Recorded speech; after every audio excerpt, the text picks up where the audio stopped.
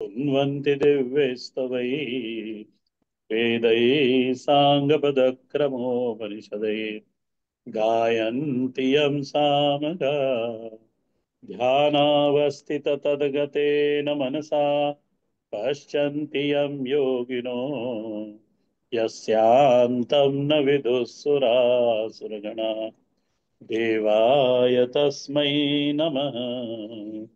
देवाय तस्मै नमः। ये पूनम अम्मा आपका ये स्पीकर ऑन है और सोनिया अम्मा आपका स्पीकर ऑन है। हमेशा मेरे को बोलना पड़ता है। ऑफ तो किया, पता नहीं क्या चक्कर। नहीं, ऑन है अम्मा, देखो आपकी आवाज आ रही है मेरे को। और सोनिया अम्मा आप भी अपने स्पीकर ऑफ करो, या तो बोलना मत बीच में। नाइन्थ चैप्टर, श्लोक नंबर 27 करना था हमको। 26 हमने कर लिया था।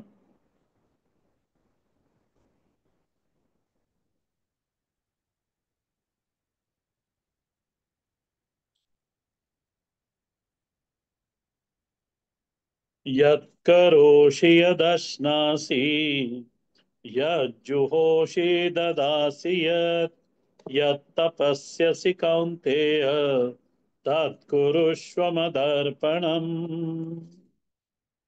उसके पहले वाला श्लोक था, पत्रम पुष्पम फलम तोयम यो मे भक्त्या प्रयच्छति तदा तदाहं भक्ति उपरितम अश्नामि प्रयतात्मनः। तो मैंने लास्ट क्लास में निवेदन करा था कि ये जो श्लोक नंबर 26 है, ये श्लोक नंबर 26 उन लोगों के लिए है जिन्होंने कर्म संन्यस्त होकर अब पूरा समय परमात्मा के लिए उन्होंने चढ़ा दिया या अर्पित कर दिया पूरा जीवन। तो उनके लिए जो आदेश था कि सारा जीवन, पूरी दिनचर्या हम अपनी साधना से भर दें, परंतु समाज में एक दूसरे प्रकार के भी लोग होते हैं जिनके लिए ये श्लोक नंबर 27 वाला श्लोक आया है, यत करोषि वाला। ये कौन लोग हैं? भगवान उनके लिए आदेश करते हैं, श्लोक को देख लेना आप लोग। हे कौन्तेय, तत्सर्वम मद अर्पणम कुरु। ये आदेश है। अब ये आदेश को आपको निकालना पड़ेगा लास्ट लाइन में से। आपको मैंने कहा हे कौन्तेय, ये अपनी तरफ से जोड़ना पड़ेगा। नीचे की पंक्ति में से तत् सर्वम मद अर्पणम कुरु, इसको प्रोज ऑर्डर में जमाना भी पड़ेगा, मैंने उसको बोल दिया है। इस श्लोक के संबोध्य कौन है, किसको संबोधित करके भगवान ये श्लोक बोल रहे हैं? तो वे लोग जो प्रवृत्ति में लगे हुए हैं, वे लोग जो प्रवृत्ति में लगे हुए हैं और वे भी परमात्मा की आराधना करना चाहते हैं, वे भी अपने आप को साधक ऐसा अनुभूत करना चाहते हैं। मैं परमात्मा का आराधना करता हूं, वे मेरे आराध्य हैं, इस भाव को वे लोग भी प्रगाढ़ करना चाहते हैं। इसलिए उनकी वृत्ति में भी पूजा का अभ्यास बना रहे। उनके लिए किस तरह से प्रवृत्ति में लगे हुए लोगों का भाव और उनका जो अभ्यास है वो परमात्मा की ओर लगा रहे, वो किस तरह से लगा रहे, उनके लिए क्या साधना होगी, वो परमात्मा यहाँ पर उल्लेख कर रहे हैं। उनके लिए अलग प्रकार की एक साधना भगवान बताते हैं। और इस श्लोक नंबर 27 में प्रवेश करने के पूर्व उस साधक के हृदय में, उस मनुष्य के हृदय में ये भाव है कि मैं परमात्मा का हूं, मैं भगवान का दास हूं। दासो हम तव केशव, रामस्य दासोस्म्य हम, ये भाव उसके अंदर है, विद्यमान है। और उसके अंदर से इच्छा है कि इस भाव को और मैं प्रगाढ़ करूं। और सबसे पहले इस जो भगवान ने साधनाएं दी हैं 27वें श्लोक में, उसमें उतरने के पहले वह व्यक्ति में ये भाव होना ही चाहिए कि मैं परमात्मा का दास हूं, परमात्मा का भक्त हूं। भले प्रगाढ़ भाव ना हो, पर ये भाव होता है। दूसरा, वो कर्म करते हैं तब अहम कर्ता के रूप से कर्म नहीं करते, कि मैं कर्ता के रूप से वो कर्म नहीं करते। वो कर्म करते हैं अहम सेवक, मैं दास हूं, मैं परमात्मा का भक्त हूं। मैं भले ही कुछ कर्म कर, जितने भी चेष्टाएं जीवन में करता हूं, ये मैं उनका दास बनकर ही सेवन का सेवा करता हूं। तो मनुष्य को इस मार्ग में आने से पहले अपनी पहचान बदलनी चाहिए, या बदलनी चाहिए, मैं कहूंगा कि अपनी पहचान को ठीक करना चाहिए। कि न मैं किसी का पुत्र हूं, वो ठीक है, व्यवहारिक दृष्टि में बिल्कुल ठीक है। पर मूल रूप से जो मेरी पहचान है, न मैं किसी का पुत्र हूं, न पति हूं, न भाई हूं, न ये सारे लौकिक संबंध हैं, वो अपनी अपनी जगह पे ठीक है। परंतु जो मूल हमारी पहचान है वो यही है कि मैं परमात्मा का भक्त हूं, मैं परमात्मा का दास हूं, मैं उनका सेवक हूं, मैं एक साधक हूं। सबसे पहले मनुष्य अपनी पहचान ठीक करे, और फिर इस पहचान के साथ वह सुबह उठे, कर्म में प्रवृत्त होने के लिए। पहली पहचान, अच्छा, ये पहचान किसी को बोलने की जरूरत नहीं। ये पहचान केवल और केवल उसके हृदय के अंदर प्रकाशित होनी चाहिए कि मैं परमात्मा का सेवक हूं, और मैं उसकी सेवा के लिए जितने भी कर्म हैं वो करूंगा। तब भगवान के सामने जब वो प्रस्तुत होता है सेवक बनकर, दास बनकर, और हाथ जोड़कर परमात्मा से बोलता है, प्रभु मेरे लिए क्या आज्ञा है, तो इस श्लोक की दृष्टि से भगवान उसको कहते हैं कि हे भक्त, हे साधक, तुम मुझे अपना कर्म अर्पित कर दो।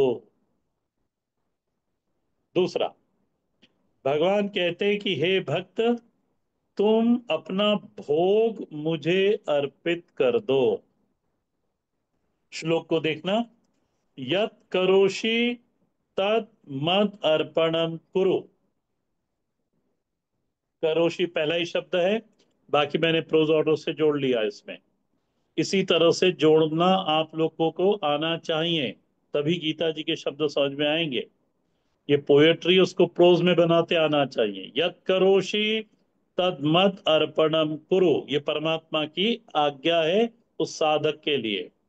और साथ ही दूसरी आज्ञा भी उन्होंने दे दी, यद अश्नाशी तद मद अर्पणम कुरु।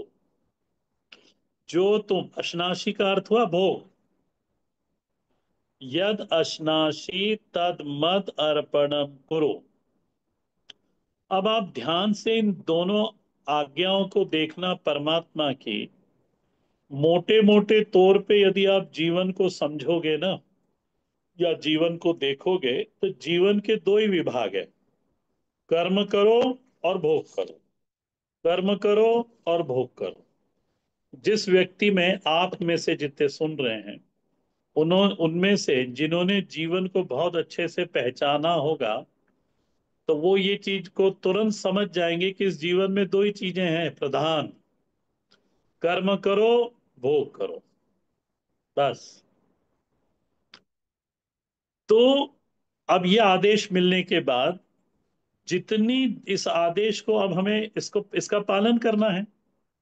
तो इसकी शुरुआत कैसे होती है, कि जितनी देर भी हम परमात्मा के सामने हाथ जोड़कर खड़े हैं, ये उस व्यक्ति के लिए कह रहा हूं जो प्रवृत्त है, जो कर्म में प्रवृत्त हो रहा है, वो जितना भी उसको समय मिलता है परमात्मा के सामने हाथ जोड़कर खड़े रहने का, वो या दूसरे शब्द में कहूं कहूं कि उस वो अपनी पूजा के द्वारा अपने भीतर अर्पण करने की भावना को बढ़ाना चाहिए। अब सीधी सीधी बात है, एक सुन लो कि मनुष्य को परमात्मा की क्रिया पूजा करते समय अपने भीतर अर्पण की जो भावना है उसको बढ़ाना चाहिए। पहले पहले साधक दो अगरबत्ती लगाता है, फिर धीरे से वो दीपक भी लगाने लग जाता है। फिर कहीं से उसको ऐसा लगता है कि परमात्मा को, भगवान को, या उसी के बगीचे में से उसको कोई पुष्प मिलता है तो वो पुष्प भी चढ़ा देता है। तो इसमें दीर्घ काल तक वो ये तीन चीजें चढ़ाता है, और फिर बीच बीच में प्रसाद भी चढ़ा देता है परमात्मा को। इस तरह से अर्पण का भाव उसके अंदर प्रबल होता जाता है। और क्योंकि उसके अंदर भक्त की भावना है, इसलिए वो विचार करता है कि केवल अगरबत्ती, दीपक और पुष्प, ये तीन चीजें चढ़ाने की थोड़ी हैं। मुझे तो अपने जीवन की प्रत्येक चेष्टा परमात्मा को अर्पित करते आनी चाहिए। इसलिए मैंने कहा, शुरुआत में ही यदि मेरी पहचान भक्त के रूप में बन गई है, उसको बनानी पड़ती है, वो भाई एकदम नहीं बनती। हाँ, या तो पूर्व जन्म का कोई संस्कार हो तो वो बिना बोले ही बनती चली जाती है, और यदि पूर्व जन्म का कोई संस्कार नहीं है तो हमको भक्तों से सीख सीख कर भक्तों के, भजनानंदी महात्माओं के बीच में, लोगों के बीच में रहकर इस भावनाओं को सीखना है कि नहीं, घर में पर भगवान का एक छोटा सा मंदिर हो, उसमें रोज अगरबत्ती दिया हो। धीरे धीरे ये आदत लगती है, उसमें अर्पण की भावना बढ़ते बढ़ते, यदि वो सात्विक साधक है, परमात्मा के उसके ऊपर परमात्मा के प्रति उसके हृदय में प्रेम है, तब उसको लगता है कि नहीं, केवल अगरबत्ती दीपक चढ़ाना नहीं, मुझे तो जीवन की प्रत्येक चेष्टा मेरी पूजन होनी चाहिए। आप देखो, जब कहा परमात्मा ने, इतना होने के बाद अब उसने परमात्मा का पहला आदेश माना। श्लोक नंबर 27 में पहला आदेश क्या है? अपने कर्म अर्पित करो। अब इसको ध्यान से समझना।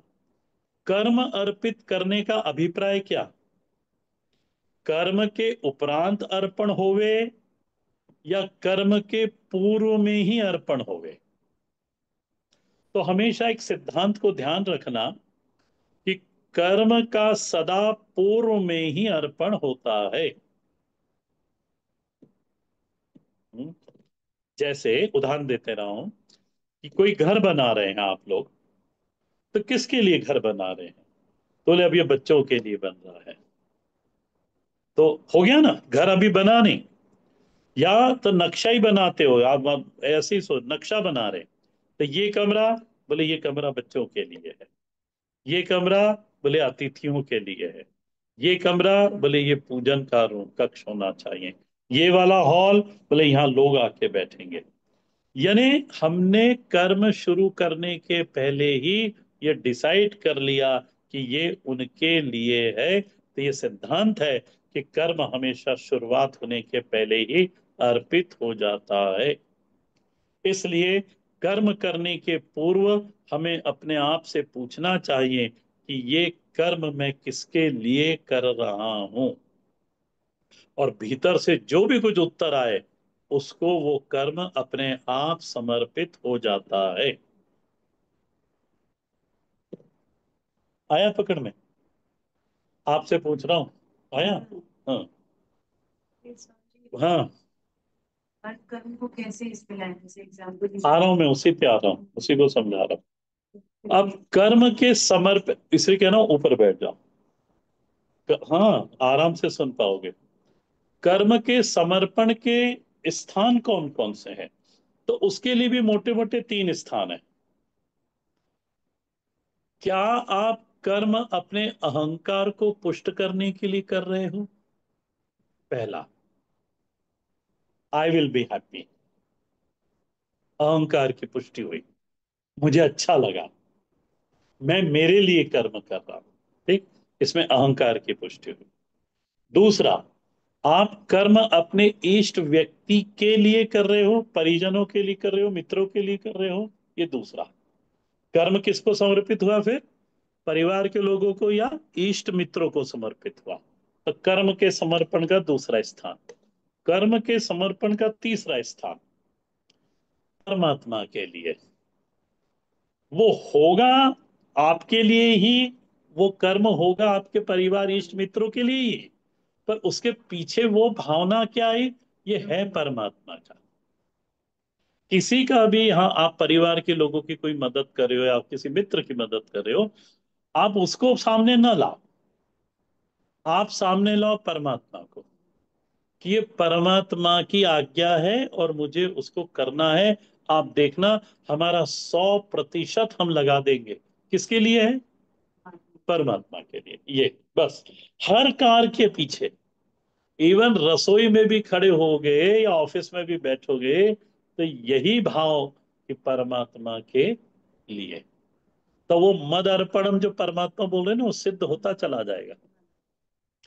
भगवान इस श्लोक में जो आज्ञा दे रहे हैं कि मद अर्पणम करो, मद अर्पणम करो, यत करोषि, जो भगवान ने कहा है, वो अपने आप होता चला जाएगा।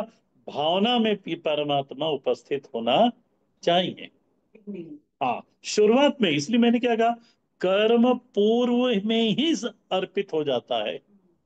कर्म के खत्म होने के बाद अर्पित नहीं होता, कर्म पहले अर्पित होता है, ये सिद्धांत है। इसलिए मैंने वो सिद्धांत बोला आपको कि कर्म सदा पूर्व में ही अर्पण होता है। तो कर्म के पीछे प्रयोजन क्या है, इसको जरूर हमें जांचना चाहिए।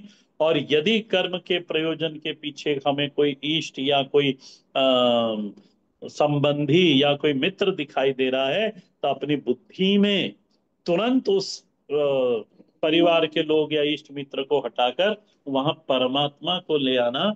तो अपने आप जो भी कुछ कर्म करा हुआ है, वो कर्म परमात्मा की भक्ति ही बन जाएगा। ये कर्म का प्रयोजन क्या है, इसको हमें देखना है।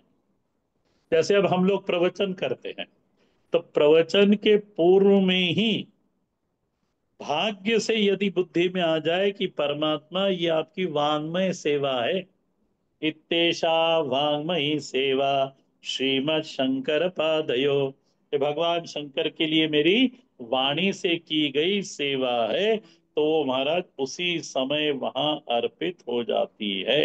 मैं आपके लिए कर रहा हूं, बस, और कुछ नहीं।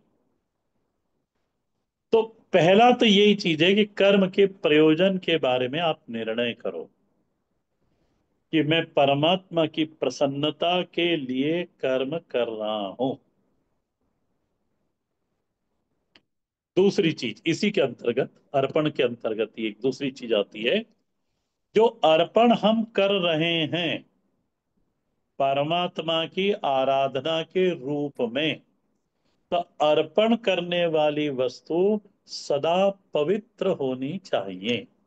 तो फिर अब जो अर्पण करने वाला है ना, वो अपने आप ध्यान रखेगा कि मैं किसको दे रहा हूं, परमात्मा को दे रहा हूं। तो जो भी मैं कुछ अर्पित कर रहा हूं, वो, हाँ, द बेस्ट, वही पवित्र हो, सुंदर होना चाहिए और शास्त्र विहित होना चाहिए। यानी जो शास्त्र ने कहा है कि आप भगवान को ये चढ़ा सकते हो, वही चढ़ाना चाहिए। तो उसमें पवित्रता हो, सुंदरता हो और शास्त्र विहित हो वो वस्तु। जैसे उदाहरण किसे समझा दे रहा हूं, शास्त्र में आदेश है कि भगवान को बेल पत्र चढ़ाएं, तुलसी दल चढ़ाएं। हम्म? तो ये शास्त्र विहित पदार्थ हुए। शास्त्र में शालिग्राम जी पे अक्षदा चढ़ाने के लिए मना करा है, तो ये निषिद्ध है। काले तिल चढ़ाने के लिए शास्त्र विहित कर्म है शालिग्राम जी के ऊपर, तो वो वैसा करें। तो ये पदार्थ जो शास्त्र में कहे गए हैं, वो चीज हमें परमात्मा को अर्पित करनी है। तो अर्पण का एक अनुशासन हो गया फिर। कि निषिद्ध वस्तु का न कभी भी अर्पण नहीं होता, चाहे वो निषिद्ध द्रव्य हो या कर्म हो, उसका अर्पण परमात्मा को कभी नहीं होगा। तो वो जो प्रेमी साधक है परमात्मा का, वो अब उसने अपने जीवन में नियम बना लिया कि मैं ऐसी कोई चेष्टा नहीं करूंगा, निंदनीय चेष्टा, ऐसा कर्म मुझसे ना हो जिससे मेरा प्रभु अप्रसन्न हो मुझसे, क्योंकि मैं उसकी प्रसन्नता के लिए कर रहा हूं। मेरे हाथ में ऐसा कोई पदार्थ न आवे जो शास्त्र विहित, शास्त्र निषिद्ध हो, और परमात्मा को मैं अर्पित नहीं कर सकता। तो वो सावधान रहता है। इसी तरह से जीवन में साधक बनना है नहीं क्या, कोई माथे के ऊपर वो लिखा थोड़ी लेता है मैं साधक हूं ना, उसका आचरण सुधरने लगता है। तो हे साधक, यहाँ पे, तो साधक या भक्त का जीवन जीने वाला जितने भी व्यक्ति होते हैं, उनके जीवन में विहित की प्रतिष्ठा हो जाती है। वो विहित कर, विहित यानी जो शास्त्र ने आदेश दिया है, हाँ, उसके जीवन में कर्म भी वही विहित होंगे, और उसके जीवन में वस्तुएं भी सब विहित वस्तु होंगी। वो निरंतर विहित की ओर बढ़ता चला जाएगा। क्यों बढ़ता चला जाएगा? क्योंकि उसका अर्पण करना है उसको, मेरी परमात्मा की प्रसन्नता के लिए मुझे इन्हें अर्पण करना है। न केवल कर्म उसके विहित होंगे, न केवल उसके द्रव्य विहित होंगे, पवित्र भी होंगे। अब उसके जीवन में कोई आग्रह नहीं रहा किसी वस्तु को और कर्म को लेकर। जो जिसमें परमात्मा राजी है, बस, परमात्मा सब में राजी है। जिसमें परमात्मा राजी है मैं वो करने को तैयार हूं, मैं वो लेने के लिए तैयार हूं। बस भक्त को तो एक ही, उसकी एक ही कमाई है, मेरा परमात्मा मुझसे प्रसन्न हो, किसी और के लिए मेरे को नहीं चाहिए। इसलिए ना, भक्त में परफेक्शन आने लगता है। भक्त में परफेक्शन धीरे धीरे आता है। उसके कर्म में भाव की सुगंध उत्पन्न होने लगती है। उसके कर्म कोमल होने लगते हैं कि उसको चुभते नहीं है। उसकी वाणी रूपी कर्म, उसके कैसे भी कर्म चुभते नहीं है किसी को। उसके कर्म में विहितत्व आता है। उसके कर्म उस सुंदर होते हैं, न्याय संगत होते हैं, और जो निषिद्ध है उसका वो त्याग करता जाता है। निष्पक्षता उसके भीतर आती जाती है। ये अर्पण की साधना भगवान ने पहली साधना कही। इस और भगवान सावधान करते हैं कि इसमें लापरवाही ठीक नहीं। भगवान आगे के अध्याय में जाके कहेंगे, स्वकर्मणा तम अभ्यचर्य सिद्धिम विंदति मानव। तुम, मुझे, भगवान का आदेश है यहाँ पे साधक के लिए, कि तुम अपने कर्मों के द्वारा मेरी अर्चना करो। जैसे अर्चना की जाती है तुलसी दल से, अर्चना की जाती है पुष्पों से, अर्चना की जाती बाकी और पदार्थों से, गणपति की अर्चना हो तो लड्डू से करो इत्यादि। यहाँ भगवान का आदेश क्या है गीता जी में? अपने कर्मों से। तो अब मेरे को अपने कर्म कैसे बनाने हैं? पुष्प के जैसे। ठीक। तो कर्म में और पुष्प में सामान्य अंश क्या हुआ? जैसे एक पुष्प कोमल होता है, सुगंधित होता है, आकर्षित होता है, ठीक उसी तरह से फिर मेरे भी कर्म कैसे होंगे? सुगंधित होंगे। मैंने कहा भाव की सुगंध आएगी उसके अंदर। उसके अंदर कभी किसी को चुभने वाले नहीं होंगे, तो कोमल होंगे। और क्योंकि मेरे कर्मों के अंदर सुगंध है, उसमें कोमलता है, वो अपने आप आकर्षित करेंगे।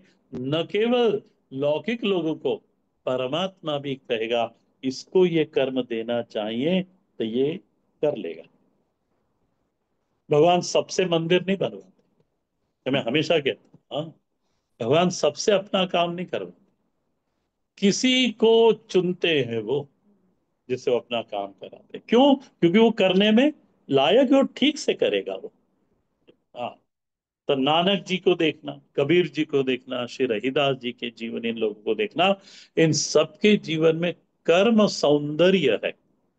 उनके जीवन में शरीर सौंदर्य हो ना हो, उनके जीवन में कर्म सौंदर्य जरूर है। किस किस का नाम लिया? मैं तो तीन ही लोगों का नाम लिया। श्री नानक जी के जीवन को देखो, श्री कबीरदास जी के जीवन देखो। रहीदास जी तो जूता बनाते थे, कि इनके जीवन में भले ही शरीर सौंदर्य नहीं है, पर कर्म सौंदर्य। वो जूता बनाते किसके लिए थे? बोले राम आएंगे। हाँ। शबरी जी झाड़ू देती थी, किसके लिए? राम आएंगे। हर झाड़ू लगाने वाला शबरी नहीं होता, वो तो तनख्वाह के लिए झाड़ू लगाता है। हाँ, पर शबरी झाड़ू लगाती थी भगवान के लिए। यहाँ पे भगवान ने पहला आदेश दिया, यत करोषि। दूसरा कहते यत अश्नासी। फिर वापस कर्म, क्योंकि आप सुन चुके हो, उसी तरह से भोग को भी। भोग का प्रयोजन क्या है? अब आप लिखने वाले जितने लोग हैं, वो दूसरी लाइन से लिखना शुरू करना, कि अब मेरे जीवन में जो भोग है, दो ही चीज मैंने कही थी। मोटे मोटे तौर पे जीवन को यदि विभाग करें, तो इसमें कर्म है और भोग है। अब भोग की बात आती, भगवान कहते हैं यद अश्नाशी। अश्नाशी ने खाना, भोग करना। तो भोग के तीन प्रयोजन, जैसे कर्म के भी तीन प्रयोजन थे, भोग के भी तीन प्रयोजन है। पहला, जिह्वा की संतुष्टि के लिए भोग करना। दूसरा, मन की संतुष्टि के लिए भोग करना। और तीसरा, भूख प्यास से मुक्त एक स्वस्थ शरीर की प्राप्ति, जिससे भजन हो जाए। ये तीसरा प्रयोजन। भूख प्यास से मुक्त एक स्वस्थ शरीर प्राप्त हो जाए, जिससे भजन बन जाए। इसलिए केनोपनिषद में आया, आप्यायन्तु ममांगानि। मेरे शरीर के अंग प्रत्यंग को हे प्रभु पुष्ट कर दो। क्यों पुष्ट कर दो? ताकि मैं इस उपनिषद का पाठ कर सकूं, इसमें जो ज्ञान दिया गया है वो मैं आत्मसात करने में सरलता का अनुभव करूं, और सरल सहजता से मैं उस ज्ञान को अपना बना लूं। तो भोजन का प्रयोजन भजन है, हाँ?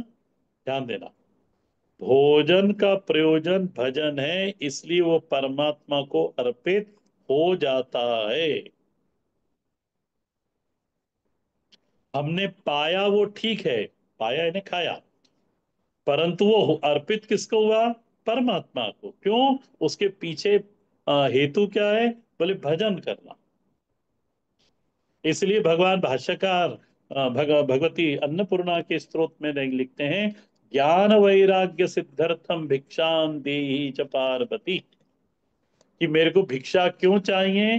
भगवान भाष्यकार कहते हैं कि अवलंबन न करी, वो विलंबन न करी, देर मत करो माँ, मेरे को भूख लगी है, मेरे को भिक्षा चाहिए। तो ऐसा समझाने के लिए कह रहा हूं।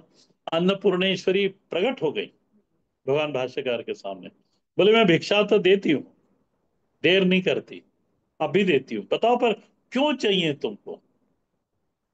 भगवान कह रहे भूख लग रही है, तो बोले इसलिए भिक्षा दे दो माँ। ऐसा नहीं, उन्होंने कहा कि माँ ये शरीर बना रहे, मन शांत रहे, जिससे मेरा एक ज्ञान सिद्ध हो जाए, जिससे मेरा वैराग्य सिद्ध हो जाए। हाँ? ज्ञान वैराग्य सिद्ध्यर्थम भिक्षाम देहि च पार्वती। किसी ने इनसे पूछा, कबीरदास जी से, कि भोग से भी कोई वैराग्य सिद्ध होता है? तो कबीरदास जी ने एक दोहा लिख दिया। उन्होंने कहा, पांच कुतिया संग रहे, पांच कुतिया संग रहे, करे भजन में भंग।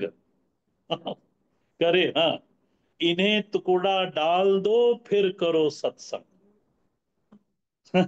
इन्हें टुकड़ा डाल दो, फिर करो सत्संग। यहाँ पांच इंद्रियां का, पांच इंद्रियां ही पांच कुतियां हैं। हाँ, तो इनको इनका जो है सो दे दो।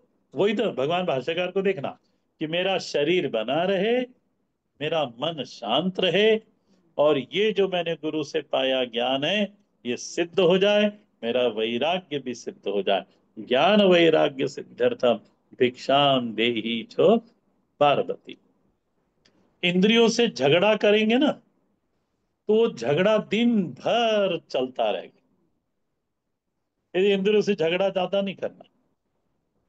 हाँ, जबरदस्ती उसको वो करना ना, ना, उनसे झगड़ा, उनको जो चाहिए दे के चुप करो, उनको खत्म करो। ये कबीरदास जी का स्टैंड पॉइंट है, इसलिए बता। तो यद अश्नासी, भगवान कहते हैं, यद अश्नासी तद मद अर्पणम करो। अब जो भजन के लिए भोग होगा, वह निश्चित रूप से विहित ही होगा। ये दूसरा पॉइंट इसके अंदर आया। और निश्चित रूप से वो पवित्र होगा। इसलिए कई महात्मा लोग स्वयं पाकी महात्मा रहते हैं, कि वो स्वयं के हाथ से ही भोजन बनाकर पाते हैं। क्यों? क्योंकि उनका क्या, अपने भोजन में पवित्रता बनी रहे। क्योंकि परमात्मा को निवेद्य भी लगाना है, और वो खुद भी पाएंगे, वैसा ही मन बनेगा। तो निषिद्ध भोग कभी भी भजन में सहयोगी नहीं होता। ये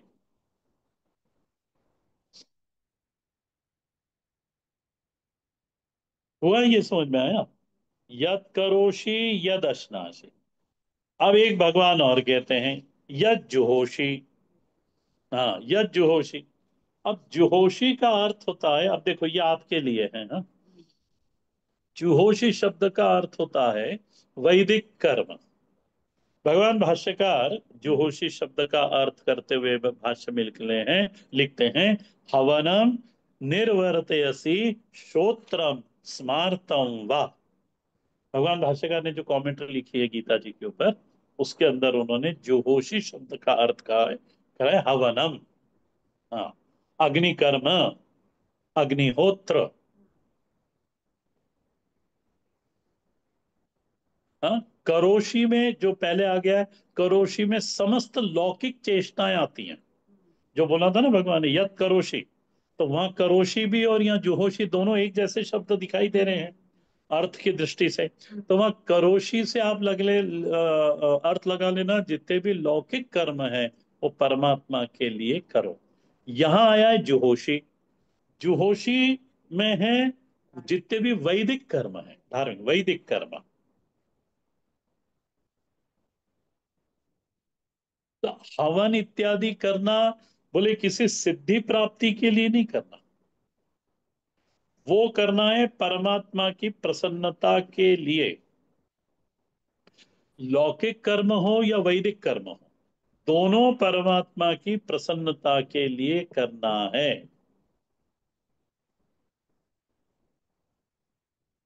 हाँ, बस ये जुहोशी। अच्छा, इसमें एक सावधानी ऐसी है, इतना समझ में आया? उसमें एक सावधानी ऐसी है, ऐसे समाज में खूब देखने को मिलता है, आजकल तो खूब मिलता है, कि मैं भक्त हूं, मैं तो बस भक्ति करता हूं, और क्योंकि मैं भक्त हूं, क्योंकि मैं भक्ति करता हूं, इसलिए अब मेरे को वैदिक कर्म करने की कोई आवश्यकता नहीं। वो है ना, वैदिक कर्म को त्याग देता है।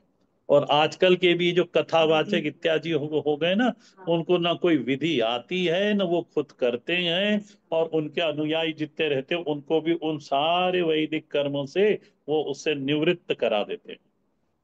मैं नाम नहीं लेना चाहता, पर ठीक है, सब वैदिक। ऑप्शनल भी नहीं बोलते, वो सीधे ये बोलते हैं, इसको कोई जरूरत नहीं, इसको खूब कर्मकांड जीवन में नहीं होना चाहिए वो। मैं तो कितनों को सुना। एक कथावाचक ने तो मेरा चिता की अग्नि से फेरे करा दिए और उसने कर भी लियो। भक्त भी तो इतने अंध भक्त होते, कर लियो। एनीवे, तो इस तरह से वैदिक वैदिक कर्म के विरोध में बिल्कुल न जाना, और न वैदिक कर्म का त्याग करना। भगवान का स्वयं का आदेश है, जुहोशी। सारी वैदिक परंपरा के अनुसार कर्म करना है। आप भक्त हो तो और सावधानी से करना है। ये वृंदावन के लोग बहुत कहते हैं, प्रेम में कोई नेम नहीं। हाँ हाँ, ये वृंदावन वाले बहुत बोलते हैं कि प्रेम में कोई नेम नहीं, कि उसमें कोई नेम है ना, नियम।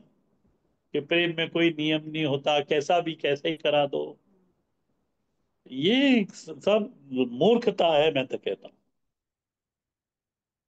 जिन कभी कर्मकांड को त्यागना नहीं, जो परंपरा से परिवार में हो रहे हैं, हमारे वैदिक सनातन में जो जो कहे गए हैं, इनको कभी भी त्यागना नहीं।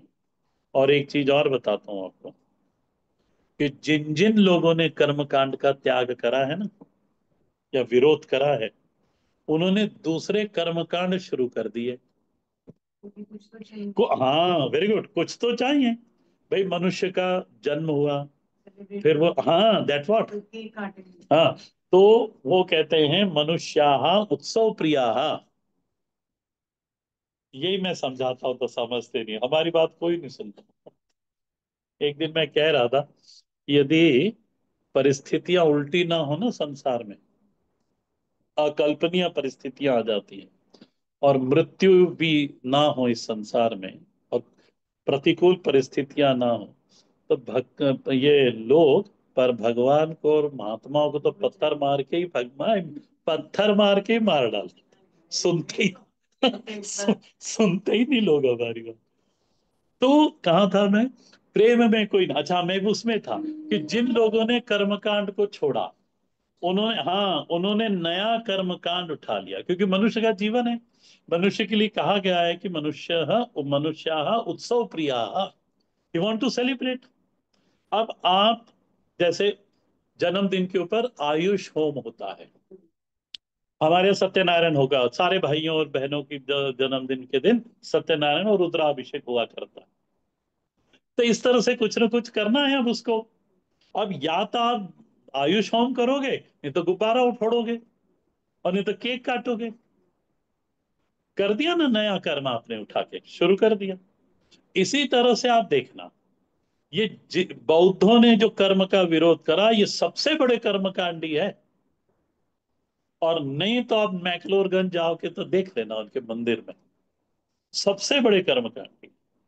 जैनों को देखना, इन्होंने वैदिक धर्मों का विरोध करा, सबसे सबसे ज्यादा मंदिर इन्हीं लोगों के होते हैं। और इंद्र इंद्राणी बनते हैं, और वो धूप दशमी आती है तब न जाने क्या क्या तो मंडन बनाते हैं, उसमें कितने प्रकार का दान होता है इनके। भाद्रपद महीने में आती है इनकी है। तो इसी तरह से ईसाई, इन लोगों ने भी ऐसे ही करा। जिन जिन लोगों ने कर्मकांड का विरोध करा है, उन्हें नए कर्मकांड शुरू कर दिए। अच्छा, एक और चीज बताता हूँ ना, हाँ, नहीं, हाँ, इसलिए फिर करो तो सनातन में जो वैदिक में दिया है वही करो। सिख पंथ को देखो, गुरु गोविंद साहब जी ने गुरु परंपरा बंद करा दी, और ग्रंथ को ही गुरु माना। ठीक, ये तो आप भी जानते हो। तो ग्रंथ को गुरु माना। अब ध्यान देना, वो ग्रंथ साहब के प्रति वो सारी पूजाएं होती है जो मंदिर में एक देवताओं के लिए होती है। उनको दिन भर हवा भी की जाती है, और उनका पूजन, उनको सिर पे भी धारण किया जाता है, इत्यादि आदि। मेरे को तो ज्यादा मालूम नहीं।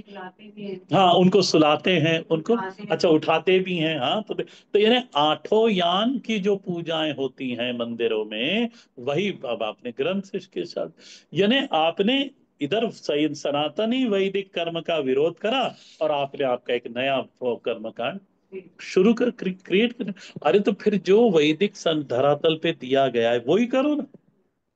इसमें सिद्धांत क्या है, कि मनुष्य बिना कर्मकांड के नहीं रह सकता। यदि नहीं रह सकता, तो फिर जो वेदों के अंदर दिए हैं उसको करो। और यदि तुम उसको छोड़ दोगे तो तुम दूसरे पंथ में करोगे। तो इस तरह से मनुष्य को अपने जो परंपरा में परिवार से मिला है, वो परंपरा के अनुसार उसको यज्ञ हवन इत्यादि, पहले हर महीने सत्यनारायण होता था, अब कौन करता है। हर रविवार को गायत्री होती थी, लोगों के यहाँ हवन होता था, वो सब अब लोग सब भूल गए हैं। तो भगवान यहाँ कह रहे हैं कि चलो, जो भी मेरे भक्त हैं वो तो करते हैं, बोले यज्जुहोषी, उत्सव मनाना है भगवान, बस। अब वो धार्मिक होगा या आधुनिक होगा, ये हमको अपने ऊपर विचार करके देख लेना। यदि आप भक्त हो और परमात्मा की प्रसन्नता के लिए करना चाहते हो तो धार्मिक होगा, और नहीं तो फिर आधुनिक तो कर ही लेते हैं। तो एक भी आप विचार करके देखना और खुद भी देखना कि एक भी पंथ आप मेरे को भारत में ऐसा बता दो जहां पर कर्मकांड नहीं होता। सब दूर कुछ न कुछ, कुछ न कुछ कर्मकांड, हाँ कुछ न कुछ होता ही है। सो यहाँ पर जो बॉटम लाइन है कि भक्ति का मतलब अवैदिक होना नहीं होता कि मैं भक्त हूं। जैसे एक थे, हम पहले आते थे मेरे पास, वो कहते थे, वो देवी के भक्त थे। वो कहते अब मेरे को कुछ आता जाता तो है नहीं, तो मैं अग्नि जला लेता हूँ और उसके अंदर बस ऐसे ही माता जी के सामने उठ के स्वाहा स्वाहा स्वाहा करता हूँ, और तो कुछ आता जाता नहीं। तो फिर मैंने उनको कहा कि फिर सीखो किसी विद्वान व्यक्ति से, फिर आप सीखो। यदि आप में सीखने की वो क्या बोलते हैं, जिज्ञासा नहीं है, और आप में सीखने की कोई भाव भी नहीं है, तो यानी आपकी फिर भक्ति जो है वो लूली लंगड़ी है। हाँ और क्या। हाँ उसमें कोई, अब आप कर रहे हो, अरे बोले यही थोड़ा सा सीख लो। अच्छा हमारे यहाँ संक्षिप्त विधि भी है। अब हमारे यहाँ दंड का ये जो तर्पण होता है, इसको आधा घंटा लगता है सुबह। और महाराज जी ने हमको 15 मिनट का बताया कि जो जिसको भी पढ़ाना करना है, पर उसके लिए सरल विधि भी है। तो ऊपर नीचे का दंड तर्पण करके चलो छुट्टी। नहीं तो इसके तर्पण करने में तो बहुत देर लग जाती है।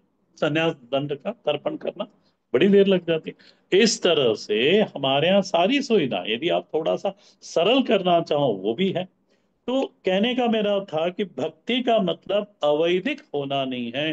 भगवान यहाँ कह रहे यद जुहोशी। अब इसके बाद भगवान कह रहे यद ददासी और यद तपस्यसी। ये नेक्स्ट क्लास में हम लोग देखेंगे कि क्या दान के ऊपर है। इस पे भी, इसको भी, इस पे भी बहुत बोला जा सकता है। इसलिए समय भी हो गया, मैं यहाँ पे अपनी वाणी को रुकता हूँ। आपदां परहर्तारं दातारं सर्वसंपदां लोकाभिरामं श्रीरामं भूयो भूयो नमाम्यहम्। रामाय रामभद्राय रामचंद्राय वेदसे रघुनाथाय नाथाय सीताया पतये नमः। दक्षिणो लक्ष्मणो यस्य वामे च जनकात्मज पुरतोर्मारुतिर्यस्य तं वन्दे रघुनन्दनं, तं वन्दे रघुनन्दनं, तं वन्दे रघुनन्दनं।